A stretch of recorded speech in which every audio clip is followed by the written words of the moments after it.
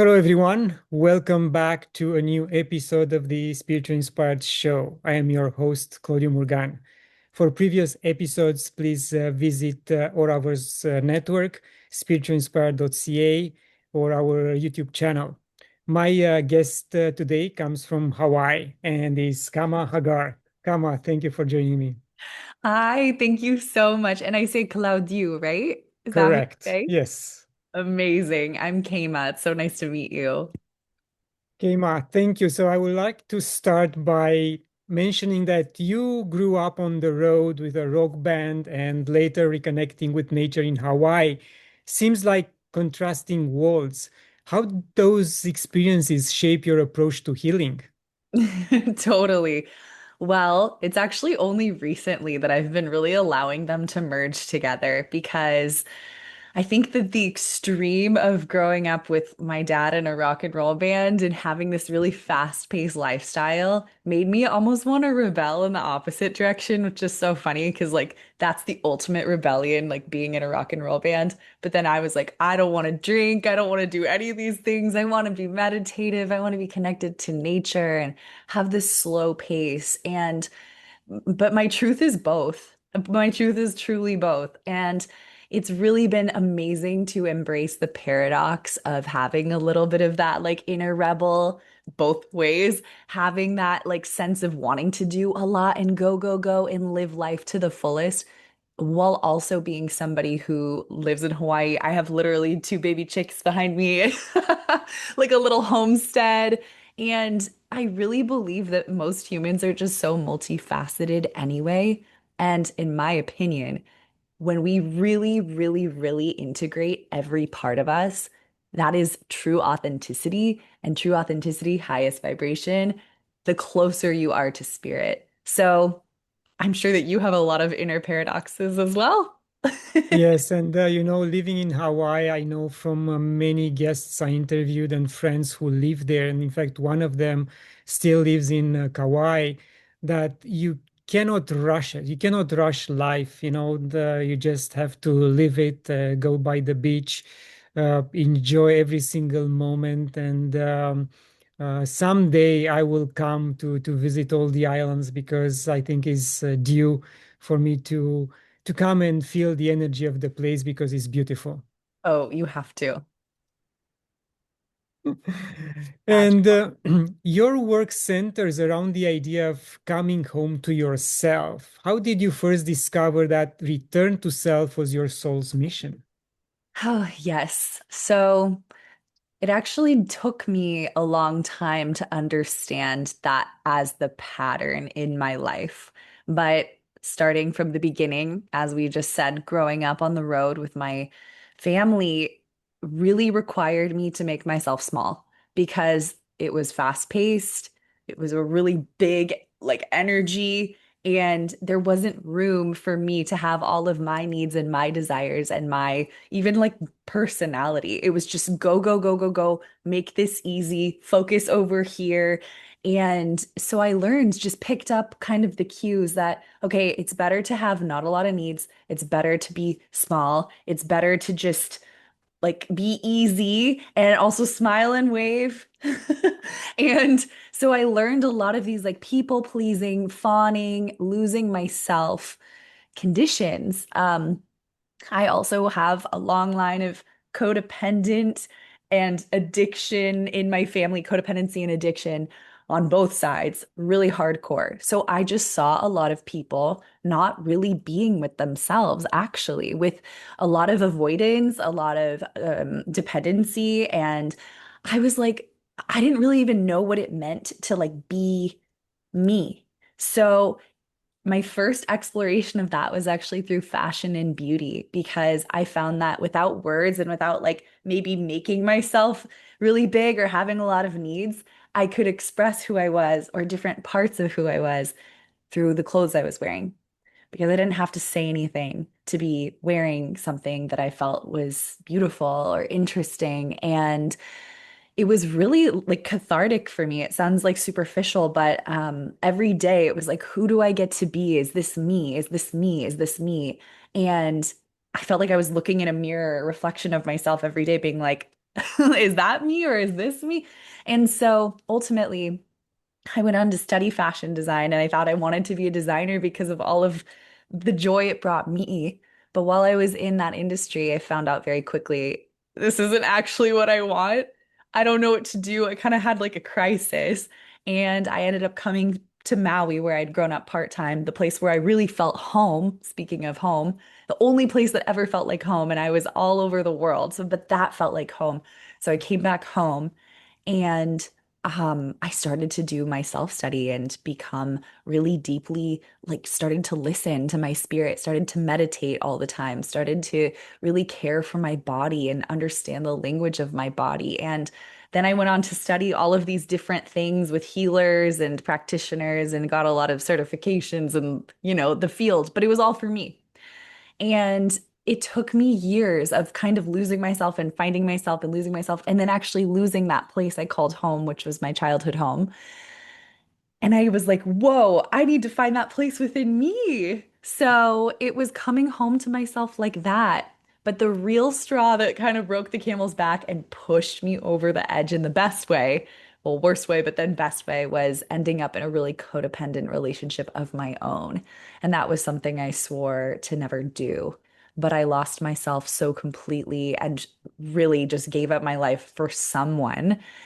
And my body responded, my emotions responded. I was not even it was a shell of who I am today.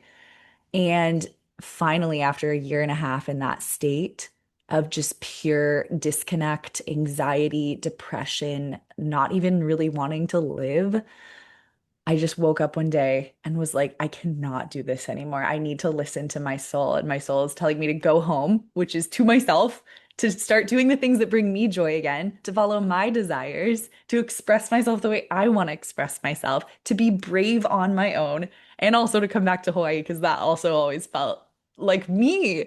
So now my mission is really helping people listen to those wake up calls, listen to that pull in your soul that keeps telling you, like, go here, like, this isn't right for you, or, but we're so scared because we've been conditioned to believe it is. So that's who I am now. That is everything I do, and it's my greatest mission. And I'm just so lucky to like be living the life I'm living. I always want to be an example. Like, no, listen to your soul. It gets so good. Beautiful. Yes, you radiate light and love, and you really enjoy what you are doing. People will see it through just looking at you. And you talk about codependency and your spiritual path and evolution. So, how did your personal evolution influence those around you, family and friends? Did you see them changing as well? Oh, I love that question. People don't ask that question enough, but yes, that was the best part about what I did for me is there are people in my life that, part of codependency is, right? It's I want to rescue you so I can feel safe and we're all trying to rescue each other. When I rescued myself, the people around me rescued themselves too. And it actually could make me cry because I'm like about to cry already. Oh my God, I didn't expect that because to be honest, something I was so scared of was being selfish and leaving people behind or, right, just putting me first when I had put so many people ahead of me before. Oh my gosh, that was my thing. And it was really scary to claim that for me. I felt so much guilt and all of it was just so uncomfortable. And I had to tap through that. I do a lot of EFT, emotional freedom technique, but like tapping on guilt every single day of doing what I want to do for myself, which is so crazy, but it's true. But oh, if I could name names, I wish I could. But these people like ending relationships or starting new jobs or cutting ties with, friends that weren't aligned for them or just starting to just like completely redo their lives and look at what I was doing and be like, wait. And that's what happens. Like we make a ripple. And that's why I actually trademarked the slogan selfless self-care so many years ago before I even really did that. Because I just knew, at least in my brain, that when we take care of ourselves, it completely shifts those around us. Yes. Indeed. And you mentioned certifications and tapping also, EFT and intuitive channeling and Reiki and breath work. So when you work with clients, what modality or how do you determine what modality works best for her or him? Dear friends, I would like to personally thank you for your support by watching Spiritual Inspired show, joining Oraver's network, and promoting us to the world. We try to bring fresh information and knowledge to those who are looking for a personal development, who want to watch those spiritual leaders and people who waken up to their full potential, telling about their experiences and their journeys. Please go on YouTube and join our channel. Is under my name, Claudiu Murgan. And also tell your friends about joining Oraverse network. We are here for you to enrich your spiritual journey. And until next time, love and gratitude.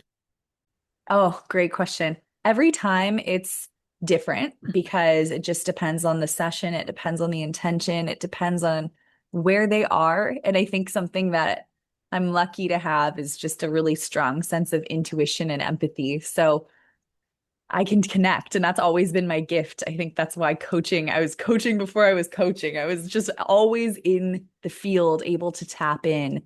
And so I can tell when somebody's just in the phase where they need to listen. I can tell when somebody needs to be pushed. I can tell when it's okay, fear's coming up. Now we're going to tap it out. But I use all of these tools mixed, and I think that they have a place in really every session, all of them. But we will tap into what needs to be done. And now, because you are compared to me, you are young. And do you feel like you are attracting clients at your own age or people much, much older than you? It's a good mix, but there are quite a lot of people that are a lot older than I am. And it's interesting. In the beginning, I didn't have as much of a complex or like a fear around that. What's the word? I was always like, oh, well, I teach meditation. Because in the beginning, I was just teaching meditation, and those clients came to learn from me how to meditate because they heard meditation would help them with, their body or their divorce or whatever is going on. Because it does. It's such a great solution to working through stuff, sitting with it, coming back to stillness, coming home.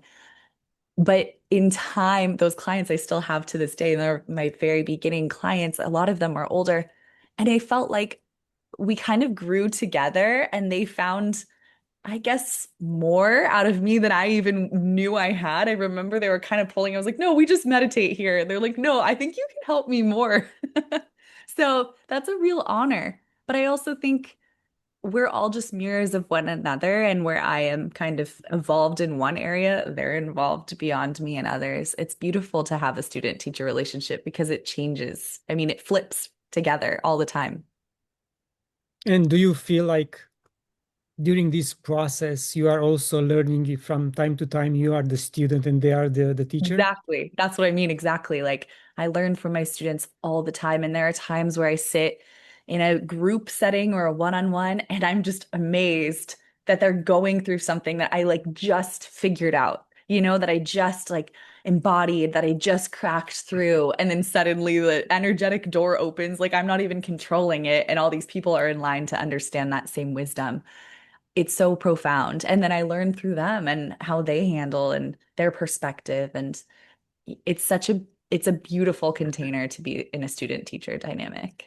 Yes, and I feel like me having being a father of two boys, I feel like the younger generation really needs some guidance and holding, because there's so much disturbance and chaos in the world, and they don't know what they should do. I mean, they can apply and take some courses, they go to university, but at the end they find themselves with no job and they don't like what they went through anymore, so they kind of have to start all over. Have you encountered cases like this?